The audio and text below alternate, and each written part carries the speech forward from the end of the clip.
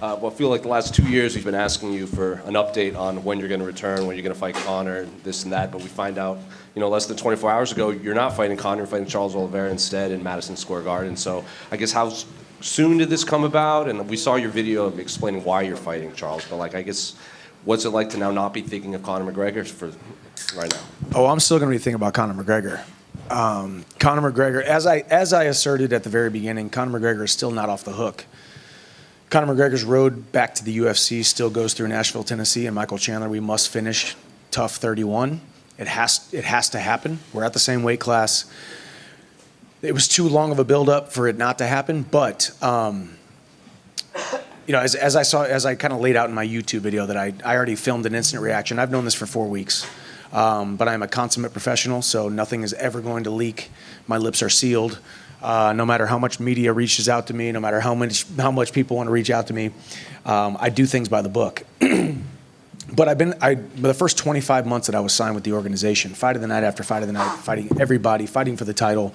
That's what I do. I'm an active guy. I'm constantly in shape. I'm constantly training. So it was time for me. It was time for me to make a pivot, only because of the timeline. And you guys can ask Dana how long the timeline was going to be until Conor actually comes back. But it was too long for me. I'm not waiting around. We had a fight booked January 29th. He pulls out of the fight. Immediately we start looking at other options. I almost was going to fight tonight here. It was offered to Max. I respect Max because Max is a champion. Max is going to go beat Ilia Topuria, I believe. Other options were on the table, but here we are. Now I'm fighting Charles, #1 contender fight. And I've always wanted to chase the title. That's always been my goal. I beat Charles. And then if Conor can get his house in order finally, then he and I can finish that. If not, I'll go beat Islam. There's a lot to unpack there, so I guess I'll start. Did you approach the UFC, or did they approach you about possibly not fighting Conor? I don't know. There's been a lot of talks. That was the one thing when everybody was constantly saying, hey, why is Chandler sticking around? Why is Chandler waiting around? This guy's never coming back. I had so much more assurances behind the scenes than any of you guys know, than any of the fighters know, than any of the fans know. Constantly in contact with Dana and Hunter at all times. And I've got a great relationship with them, and we have a very mutually beneficial, symbiotic relationship where they trust me, they know who I am, and I trust them. And so we've had constant communication the entire time, but I don't remember exactly how it went, except for the fact that as soon as Conor pulled out of the fight, it was, hey, if we can't book this thing in September, right. August 31st was the first date that got thrown out, September. If we can't do it by then, and if it's going to trickle into 2025, I'll go bet on myself. In 2009, a young, dumb 18-year-old kid with a dream in his heart walked on to the University of Missouri and bet on himself.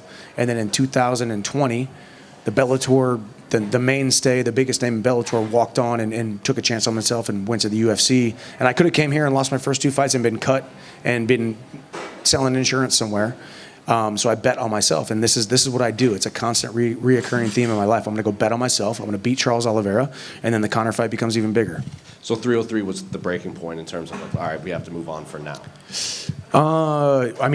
It was the most real thing that we had, right? Because for over a year, it was dates thrown out and there was all kinds of stuff going on. But we actually had a contract. I got a bout agreement. I signed it. Conor McGregor, June 29th at this weight, at this venue. And then he pulls out of the fight. So it was the one that stung the most, obviously. But this has happened to me before. In all of my hundreds of wrestling matches and 31 fights, I've never missed weight. I've never pulled out of a fight.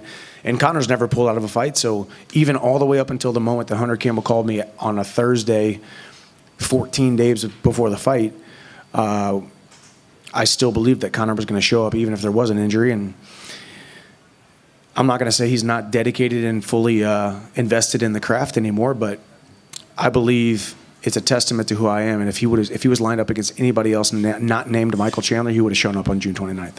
And I know you said you had that contract, but you did the Ultimate Fighter, and there were rumored dates even before the June fight that you were supposed to have. So if the UFC had come to you and said, he might not fight in 2 years, would this even have been a conversation, or would you have already fought by then? No. Originally it was going to be September after the Ultimate Fighter, and it's, once again, it can be looked at by the people who are not close and to the situation and not privy to the information that the UFC strung this whole thing along. Nobody was more upset about this thing falling through than the UFC and myself. We have worked together on this. Myself and especially Hunter Campbell have had dozens and dozens of in-person and on-the-phone conversations about this whole thing. And they wanted it to happen just as much as I did. They lost a lot of money. They put a lot of promotion into the whole thing. So they were victims of this thing, so to speak, right? But this is what we do. We move forward. And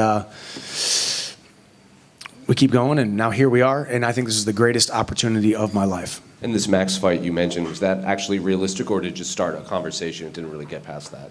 No, I think it was realistic for me because I was already in camp, in shape, ready to go. And I bring that up not to, guys throw these things out there to act like tough guys. I don't do this to act like a tough guy. If I was Max, I wouldn't have taken the fight either. I was pumped up that maybe that was a possible opportunity. Chandler versus Holloway, BMF belt at the Sphere tonight. But if I was him, I wouldn't have taken it either. He was on vacation or doing something. He was enjoying some well-deserved time off and wasn't ready to come into a camp and fight a guy like me. So that's a fight that I think is going to happen in 2025, and I'm excited about it. So it's Oliveira, it's Islam, it's Conor, it's Max. We got some huge fights coming up, and they're all going to be excited. You all are going to be there. You all are going to be covering it. You're all going to be on the edge of your seats. And I think one of the stories that people haven't talked about, but you were really excited to get a opportunity to fight in Las Vegas. This is so bad. I know. This is so crazy that I've been signed with the organization this long. Yeah. And here I am now fighting at Madison Square Garden for the fourth time.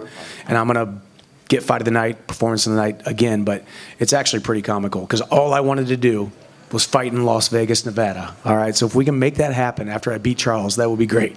And the last one for me, the Charles matchup, obviously, the first fight everyone remembers, one of the better fights of that year until he caught you. What do you make of Charles now? And obviously, since then, he became champion, lost the belt, but every fight he's also been, it seems like, fight of the night. Charles is that guy, man. Charles, I've got so much respect for him. I think he knows that, and I know he's got respect for me. He's a guy I want to compete against. I've never been a guy who's ever looked back and said, I want that one back. I want to beat that guy. I want to right that wrong.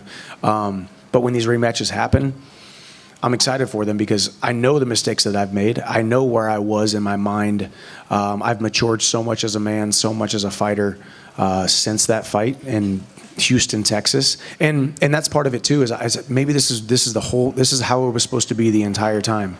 That I was supposed to lose to Charles to then have a redemption story to beat Charles, and then get my title shot to finally become the UFC champion, to finally become and cement myself as the #1 guy in the world. Hi, Michael. I'm just curious, what do you think the delay is with Conor?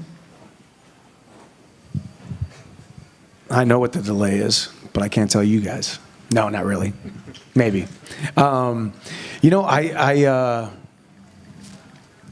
don't know. It's the one thing, everybody, and see, the funny thing about me is I've always given my opponents a ton of respect, right? I think you guys have felt that. You guys have seen that. Maybe probably too much because we're all supposed to be tough guys and hate each other and act like a bunch of pugilist idiots, but that's not me. I respect a man who leaves his family and becomes a different human being for 12 weeks at a time to do what we do. And I look at a guy like Conor, and I respect him and who he is, and there's a difference between booking Conor McGregor for a fight and booking every single person here in Las Vegas tonight, booking me, booking everybody else in the entire sport. It's just different. So there's different things to consider. There's different dates that need to be thrown out. There's very few limited dates that you can put Conor McGregor on. There's different venues that you can't put Conor McGregor on. There's different locations that you can't put Conor McGregor on. So it's bigger and there's a lot more layers. So I can't speak to why it's not happening, but either way, I love the fight against Conor. I will fight Conor in 2025, but right now we're going to pivot and we're going to beat Charles. Has he sent you any DMs? I know he's famous for his social media activity. He is not. He's not. Conor and I haven't spoken since The Ultimate Fighter. A little bit here on tweets, which is obviously public. So you guys can see that stuff. No, I think he's doing his thing. I'm doing my thing. I've always just done my thing. I got a job to do. My job is to train every single day, serve my family, and work on my businesses and try to be the best human I can be, and that's what I'm trying to do. And last one for me. What did you learn about yourself in those years waiting for him? I needed it.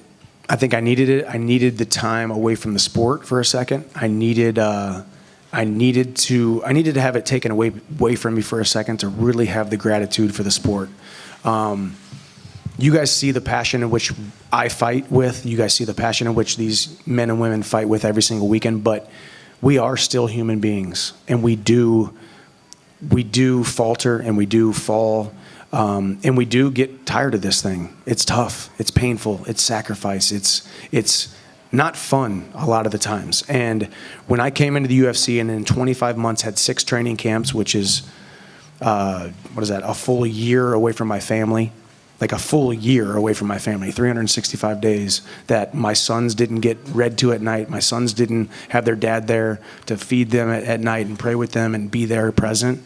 And then my wife being a single mom, it takes a toll on you. And every single fight was huge. Every single fight was do or die. Every single fight was scary. So I had to put so much into it.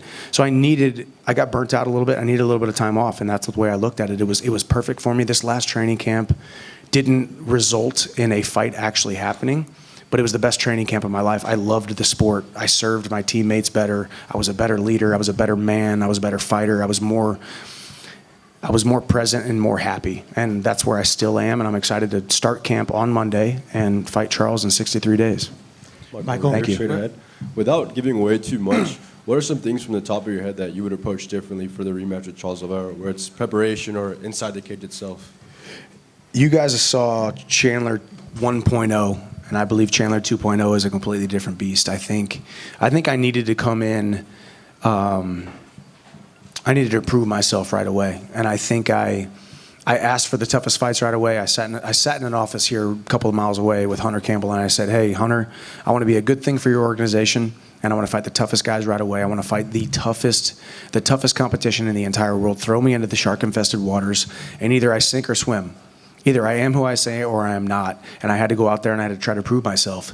And then this little bit of hiatus away from the sport really made me realize that I was created to become UFC champion. And I'm thinking differently now. I'm approaching the sport differently. I'm approaching training differently.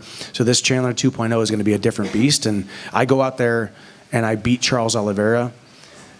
Not the way that you guys have seen me fight recently. So, I needed a moment to step away from the sport. Michael, is part of you pissed off at Conor? No, man. I mean, I'm not going to let another man control my emotions and let another man control my life.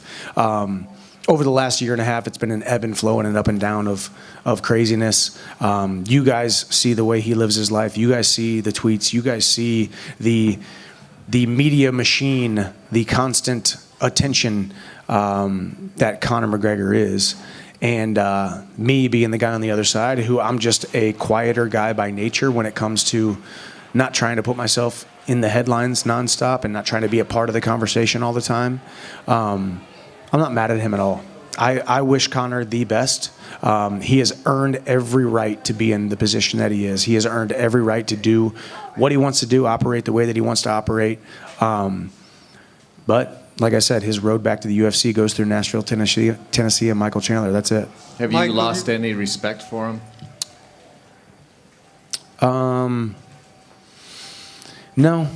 I mean, I think he's exactly who we think he is, right? But I don't think he is who we think he is from his public persona. I think he's different than his caricature that he leads on to be. I think he's romantic about the sport. I think he is very grateful for the sport of mixed martial arts. He would not be anything without the sport of mixed martial arts. He would be nothing without the UFC.